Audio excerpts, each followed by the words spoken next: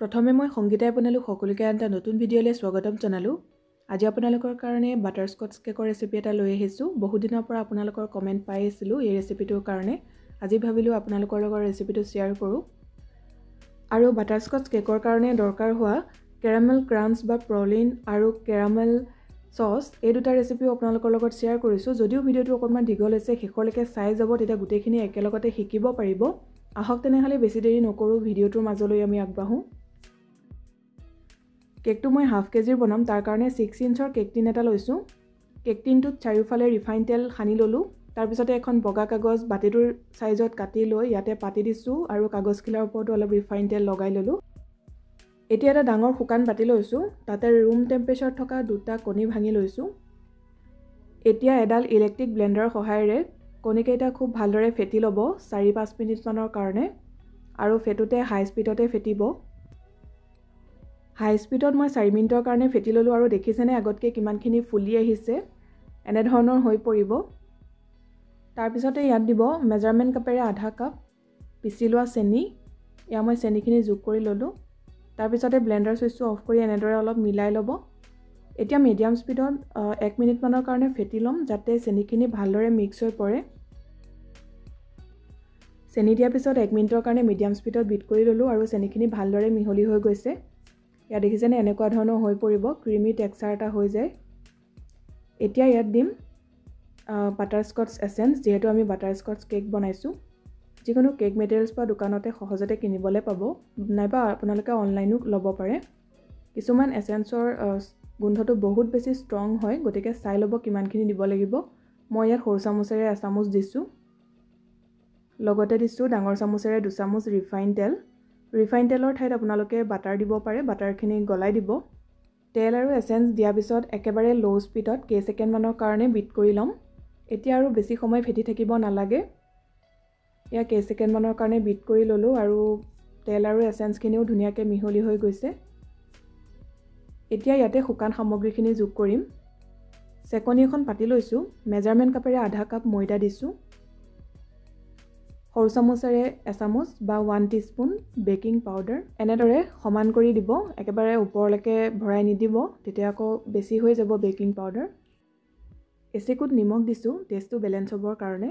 এতিয়া গোটেইখিনি ভালদৰে চালি লৈছো। শুকান সামগ্ৰীখিনি যোগ কৰাৰ পিছত কেকৰ বেটাৰটো বেছি জোৰেৰে ফেটিব নালাগে আৰু বেছি সময় মিলাইও থাকিব নালাগে। সেইবাবে এনে ধৰণৰ এখন চেপেটা হেতা লৈ খুব লাহে লাহে একেটা ডাইৰেকশ্যনতে মিলাই থাকিব। যেতিয়া দেখিব যে শুকান সামগ্ৰীখিনি ভালদৰে মিহলি হৈ গৈছে তাৰ পিছত আৰু মিলাই থাকিব নালাগে কাৰণ অভাৰ মিক্স হৈ গ'লে কেকটো ভাল নহ'ব। বেটাৰটো অকণমান ডাঠ যেন লগা দিয়াত মই ডাঙৰ চামুচেৰে 1 চামুচ পানী যোগ কৰি দিছো। পানীৰ ঠাইত আপোনালোকে গাখীৰো দিব পাৰে। ৰুম টেম্পাৰেচাৰ থকা পানী বা গাখীৰহে ব্যৱহাৰ কৰিব। এয়া মোৰ ভালদৰে মিলাই লোৱা হৈ গ'ল। দেখিছে মই একেটা ডাইৰেকশ্যনতে খুব লাহে লাহে মিলাই আছো আৰু ইয়াৰ জোখটো এবাৰ দেখুৱাই দিছো। এনেদৰে ওপৰৰ পৰা দি দিলে ইজিলি পৰিব লাগে। খুব বেছি পাতল নাইবা খুব বেছি ডাঠ হ'ব নালাগিব। একেবাৰে শেষত সৰু চামুচেৰে 1 চামুচ ভিনেগাৰ দিছো আৰু ভিনেগাৰখিনি দিয়াৰ পিছতো খুব লাহে লাহে এনেদৰে মিলাই ল'ব। কোনটো জোখত ৰাখিব লাগে মই আকৌ এবাৰ দেখুৱাই দিছো। এয়া চাওক এনে ধৰণৰ হ'ব লাগিব।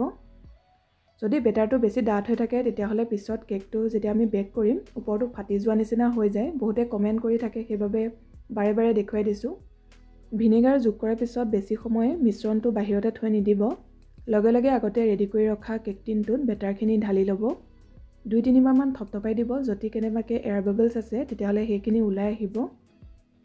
আনফালে কেকটো বেক কৰিবৰ কাৰণে কেৰাহীত মই ষ্টেণ্ডডাল পাতি ঢাকন লগাই মিডিয়াম ফ্লেমত 10 মিনিটৰ কাৰণে গৰম হ'বলৈ দিছিলোঁ। এতিয়া কেৰাহীখন গৰম হৈ আছে আৰু বাতিটো মই সাৱধানে বহুৱাই দিলোঁ। লগে লগে ঢাকনিখন লগাই দিব। গেছৰ ফ্লেমটো কমাই লৈ কেকটো বেক হ'বলৈ দিব। প্ৰায় 35-40 মিনিট মানৰ ভিতৰতে এই কেকটো বেক হৈ যায়। আধা ঘণ্টামানৰ পিছত চেক কৰিব। তাৰ আগত ঢাকন খুলি বাৰে বাৰে চাই নাথাকিব তেতিয়া আকৌ কেকটো ভালদৰে নুফুলিব। এয়া মই 40 মিনিটৰ পিছত চেক কৰিছো। দেখিছে কেকটো ধুনীয়াকৈ ফুলি আহিছে। এতিয়া হলাডাল এনেদৰে মাজত সুমুৱাই চাব। যদি কেঁচা বেটাৰ লাগি নাহে তেতিয়াহ'লে গম পাব যে কেকটো ধুনীয়াকৈ সিজিলে। গেছৰ ফ্লেমটো অফ কৰি দিছো আৰু বাতিটো বাহিৰলৈ উলিয়াই ৰাখিছো। এতিয়া সম্পূৰ্ণৰূপে কেকটো ঠাণ্ডা হ'বলৈ দিব। এনেদৰে ওপৰত কাপোৰ এখন দি ৰাখিব তেতিয়া কেকটো ড্ৰাই হৈ নাযায়। এতিয়া আহক আমি কেৰামেল ক্ৰাঞ্চখিনি বনাই লওঁ। ইয়া দেখিছে শ্বপিং বৰ্ড এখনত সিলভাৰ ফয়েল পেপাৰ এখন লৈছোঁ। ইয়াৰ ঠাইত আপোনালোকে বাটাৰ পেপাৰো ল'ব পাৰে। এনেদৰে পাতি ল'ব আৰু ক্ৰাঞ্চখিনি বনোৱাৰ আগতে এইখিনি ৰেডি কৰি ল'ব, পিছত কিন্তু নহ'লে অসুবিধা হ'ব। মেজাৰমেণ্ট কাপেৰে আধা কাপ বাদাম লৈছোঁ। ইয়াত মই কাঠ বাদাম আৰু কাজু বাদাম লৈছোঁ। আপোনালোকে যিকোনো এবিধো ল'ব পাৰে আৰু বাদামখিনি সৰু সৰু টুকুৰাত কাটি লৈছোঁ। 1/4 কাপ বা 1 কাপৰ 4/1 অংশ চেনি লৈছোঁ। সৰু চামুচেৰে এচামুচ বা 1 টিস্পুন বাটাৰ লৈছোঁ। এতিয়া আহক আমি ক্ৰাঞ্চখিনি বনাই লওঁ। গেছ অন কৰি পেন এখন পাতি দিছোঁ আৰু তাতে চেনিখিনি দি লৈছোঁ আৰু দেখিছে এনেদৰে বহলাই লৈছোঁ। এতিয়া গেছৰ ফ্লেমটো মিডিয়াম কৰি দিব আৰু মিডিয়াম ফ্লেমত চেনিখিনি নিজে নিজে গলিবলৈ দিব। 2-3 মিনিটৰ ভিতৰতে চেনিখিনি ধুনীয়াকৈ গলি যাব। এয়া মন কৰিছে ছাইডৰ পৰা চেনিখিনি গলি আহিবলৈ লৈছে। এনেকৈ মিডিয়াম জুইত চেনিখিনি নিজে নিজে গলিবলৈ দিব আৰু যেতিয়া অলপ গলি আহিব তেতিয়া হেতাখনে অকণমান লৰাই দিব আৰু এইদৰে চেনিখিনি কেৰামেলাইজ কৰি ল'ব। এই কামটো কৰোঁতে খুব মনোযোগেৰে কৰিব। অকণমানো যদি খেলিমেলি হৈ যায় গোটেইখিনি নষ্ট হৈ যাব, কাৰণ বেছিকৈ যদি পগাই পেলাই তেতিয়াহ'লে গোটেইখিনি তিতা হৈ যাব। এয়া দেখিছে চেনিখিনি ধুনীয়াকৈ গলি গৈছে আৰু ৰঙচুৱা ধৰণৰ হৈ পৰে, মানে আমাৰ চেনিখিনি ধুনীয়াকৈ কেৰামেলাইজ হৈ গ'ল। এতিয়া গেছৰ ফ্লেমটো একেবাৰে কমাই দিব আৰু বাটাৰকণ যোগ কৰি দিব।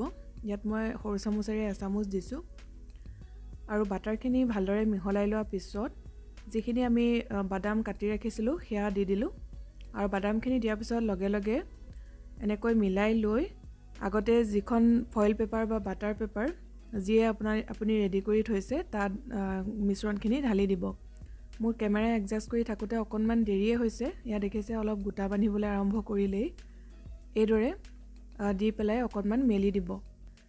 এতিয়া এই মিশ্ৰণটো সম্পূৰ্ণৰূপে ঠাণ্ডা হ'বলৈ দিব আৰু এইখিনি সময়ত ভুলতো হাতেৰে নুচুব, বহুত বেছি গৰম হৈ থাকে। এতিয়া আহক আমি কেৰামেল চচখিনি বনাই লওঁ। তাৰ কাৰণে পেন এখন পাতি দিছোঁ। তাতে মেজাৰমেণ্ট কাপেৰে আধা কাপ চেনি দিছোঁ আৰু চেনিখিনি একেদৰে এনেকৈ মেলি দিব।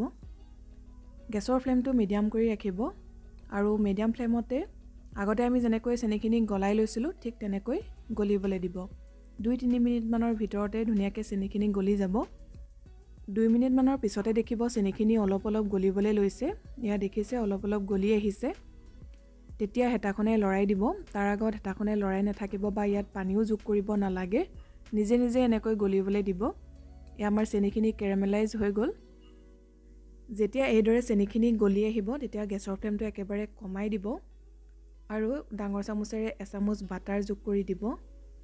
বাটাৰৰ পৰিমাণটো আপোনালোকে অকণমান কম বেছিকৈ ব্যৱহাৰ কৰিব পাৰে আৰু বাটাৰখিনি দিয়াৰ পিছতো ভালদৰে লৰাই লৈছোঁ।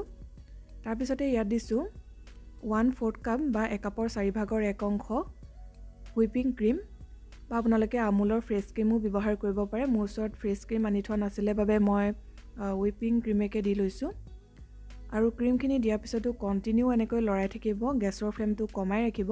প্ৰথম অৱস্থাত অকণমান এনেকৈ গোটা গোটা বান্ধি যাব পাৰে, কিন্তু আপোনালোকে চিন্তা নকৰিব, এনেদৰে কম জুইতে লৰাই থাকিব, ধুনীয়াকৈ গোটেইখিনি মিহলি হৈ যাব। সৰু চামুচেৰে এচামুচ বাটাৰস্কচ এচেঞ্চ যোগ কৰি দিছোঁ আৰু এচেঞ্চখিনি দিয়াৰ পিছতো ভালদৰে লৰাই লৈছোঁ। এয়া মন কৰিছে আগতকৈ মিশ্ৰণটো অলপ মিহি হৈ আহি আছে। এনেদৰে কম জুইতে কণ্টিনিউ লৰাই থাকিব। 3-4 মিনিটমানৰ ভিতৰতে আমাৰ এই কেৰামেল চচখিনি ৰেডি হৈ যাব আৰু এই চচটো খাবলৈ সঁচাকৈ খুবেই ধুনীয়া হয়। এয়া মই অলপ ওচৰৰ পৰা দেখুৱাই দিছোঁ। দেখিছে মিশ্ৰণটো এনেধৰণৰ হৈ থাকে, অলপ পাতলীয়া নিচিনা, কিন্তু যেতিয়া এই মিশ্ৰণখিনি ঠাণ্ডা হৈ পৰিব অলপ ডাঠ হৈ যাব। সেইবাবে বেছিকৈ পগাই ডাঠ কৰি থাকিব নালাগে, এইটো জোখতে ৰাখি দিব।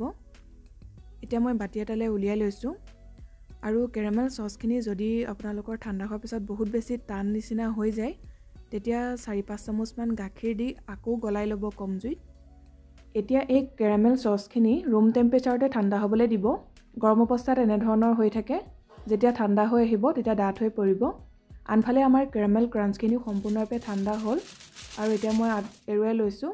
দেখিছে সহজতে এৰাই আহিছে আৰু এইখিনি এতিয়া মই সৰু সৰুকৈ টুকুৰা কৰি ল'ম। খুবেই ক্ৰাঞ্চি হৈছে, এয়া শব্দটো শুনি চাগে ধৰিব পাৰিছেই। এই কেৰামেল ক্ৰাঞ্চখিনি আপোনালোকে খুন্দনাটো খুন্দি ল'ব পাৰে। মই এনেধৰণৰ এটা প্লাষ্টিকৰ বেগত ভৰাই লৈছোঁ আৰু বেলনা মাৰি বা খুন্দনা মাৰি সহায়েৰে এইদৰে গুড়ি কৰি ল'ব, সহজতে গুড়ি হৈ যাব। পিছত আমি ডেক'ৰেশ্যনতো ব্যৱহাৰ কৰিম, লগতে ফিলিঙতো দিব লাগিব।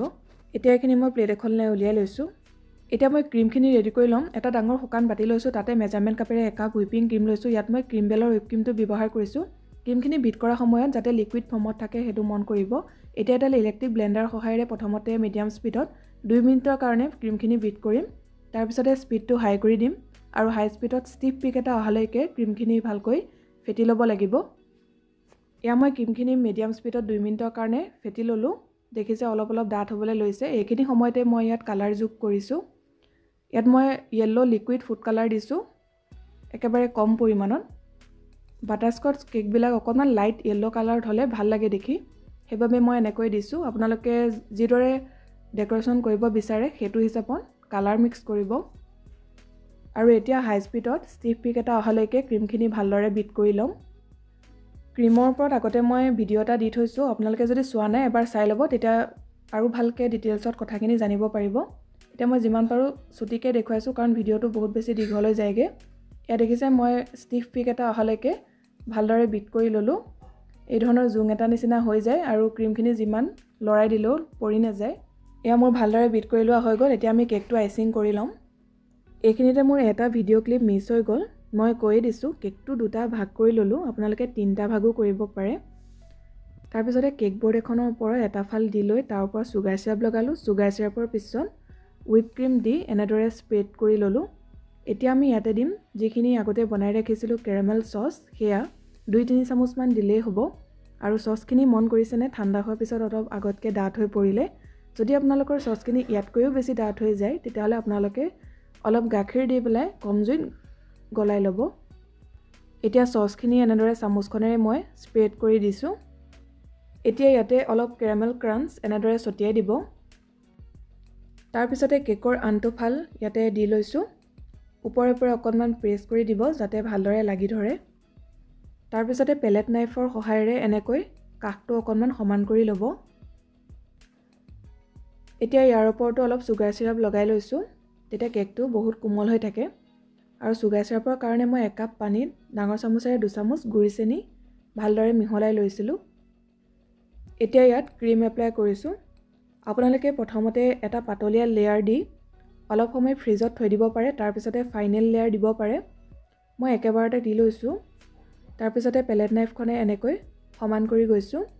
মন কৰিছে এখন হাতে টাৰ্ণ টেবুলখন ঘূৰাই আছোঁ আৰু এখন হাতে পেলেট নাইফখনে মই ক্ৰীমখিনি বহলাই দিছোঁ। ঠিক একেদৰে কাষৰ অংশখিনিতো ক্ৰীম লগাই ল'ম। এইদৰে ক্ৰীমখিনি লগাই ল'ব আৰু ক্ৰীমখিনি লগাই লোৱাৰ পিছত পেলেট নাইফখনে একেবাৰতে এইদৰে ঘূৰাই দিব। তেতিয়া এক্সট্ৰা ক্ৰীমখিনি পেলেট নাইফখনত লাগি আহিব আৰু সেই ক্ৰীমবোৰ বাৰে বাৰে চাফা কৰি ল'ব। তেতিয়াহে কেকৰ ফিনিচিংটো ভাল হ'ব। আৰু এয়া দেখিছে ওপৰতো ক্ৰীম অলপ ওলাই আছে। এতিয়া মই এইখিনিও সমান কৰি লৈছোঁ। এনেদৰে কাষৰ পৰা একেবাৰতে মাজলৈ টানি দিব। যিখিনি এক্সট্ৰা ক্ৰীম লাগি আহে সেইবোৰ বাৰে বাৰে চাফা কৰি ল'ব। এতিয়া মই এখন স্কেপাৰ লৈছোঁ আৰু স্কেপাৰখনৰ সহায়েৰে ছাইডটো আৰু অলপ স্মুথ কৰি লৈছোঁ। আৰু ওপৰত দেখিছে ক্ৰীম অলপ ওলাই আছে, সেইখিনিও এনেদৰে সমান কৰি লৈছোঁ। এইদৰে 2-3 বাৰমান একেটা প্ৰচেছ কৰিলে ধুনীয়াকৈ কেকটো ফিনিচিং আহি যায়। এতিয়া কেক বৰ্ডত পৰি থকা ক্ৰীমখিনিও ভালদৰে চাফা কৰি লৈছোঁ।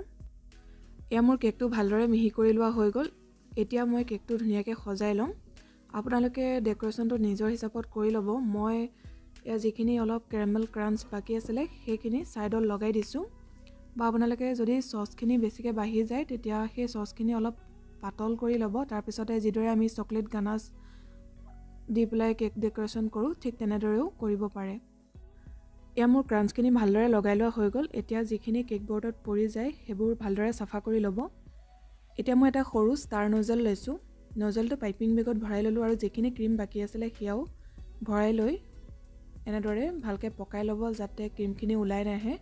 এতিয়া এইদৰে মই এটা ডিজাইন দিছোঁ, একেবাৰে সহজ হয়, অকণমান মন দি চালেই ধৰিব পাৰিব। এইদৰে ক্ৰছকৈ দি গৈছোঁ। ঠিক একেদৰে তলতো একেটা নজল ব্যৱহাৰ কৰিয়েই মই ডিজাইনটো দিছোঁ। এতিয়া কেকটোৰ ওপৰত কেইটামান চুগাৰ বল দি পেলাই এনেদৰে সজাই দিছোঁ যাতে দেখিবলৈ আৰু অলপ ধুনীয়া লাগে। একেবাৰে চিম্পুলকৈ কেকটো ডিজাইন দিলোঁ। আপোনালোকৰ কেনে লাগিছে কমেণ্ট কৰি জনাব। আৰু যিকোনো এটা অকেজনত আপোনালোকে এই কেকটো ঘৰতে বনাব পাৰে, খাবলৈ বিৰাটেই ধুনীয়া হয়। কেকটো আইচিং কৰি কমপ্লিট হোৱাৰ পিছত 4-5 ঘণ্টামান হ'লেও ফ্ৰিজত থৈ দিব ভালদৰে ছেট হ'বৰ কাৰণে। তাৰপিছতহে কাটিব, বা গোটেই ৰাতিটো থ'লেও একো নহয়। এতিয়া মই কেকটো আপোনালোকক জুখি দেখুৱাইছোঁ। এয়া বৰ্ডখন মাইনাছ কৰি ল'লোঁ। তাৰপিছতে দেখিছে 583 গ্ৰাম হৈছে, মানে পাৰফেক্ট আধা কেজি কেক এটা হৈছে। 83 গ্ৰাম বাঢ়িছে, এইকণ বাঢ়িবই যিহেতু ইয়াত আমি বাদাম দিছোঁ বা কেৰামেল চচ আছে, সেইকাৰণে অকণমান বহাটো স্বাভাৱিক। 5 ঘণ্টামান কেকটো ফ্ৰিজত থোৱাৰ পিছত এয়া মই কাটি দেখুৱাইছোঁ। এয়া চাওক কিমান কোমল হৈছে, দেখিয়ে চাগে ধৰিব পাৰিছে, আৰু কেকৰ লেয়াৰবিলাকো ধুনীয়াকৈ ওলাইছে। আশা কৰিছোঁ আপোনালোকে আজিৰ ৰেচিপিটো চাই ভাল পালে, আৰু যিসকলে মোক এই ৰেচিপিটোৰ কাৰণে কৈ আছিলে তেওঁলোকৰো সুবিধা হ'ব বুলি ভাবিছোঁ। আপোনালোকে বনাই চাব আৰু কেনে পালে কমেণ্ট কৰি জনাব। যদি ৰেচিপিটো চাই ভাল লাগিলে তেতিয়াহ'লে ভিডিঅ'টো লাইক কৰিব, লগতে শ্বেয়াৰ কৰি দিব। আপুনি যদি প্ৰথমবাৰ কাৰণে মোৰ চেনেলটো চাই আছে তেতিয়াহ'লে চেনেলটো ছাবস্ক্ৰাইব কৰি ল'ব। কাষতে থকা বেল আইকনটো প্ৰেছ কৰি অল কৰি ৰাখিব, তেতিয়াহে আগলৈ যি ভিডিঅ' দিওঁ তাৰ ন'টিফিকেশ্যনবোৰ আপুনি পাই থাকিব। আকৌ এটা নতুন ৰেচিপিৰ সৈতে সোনকালে লগ পাম। ভিডিঅ'টো চোৱাৰ কাৰণে বহুত বহুত ধন্যবাদ।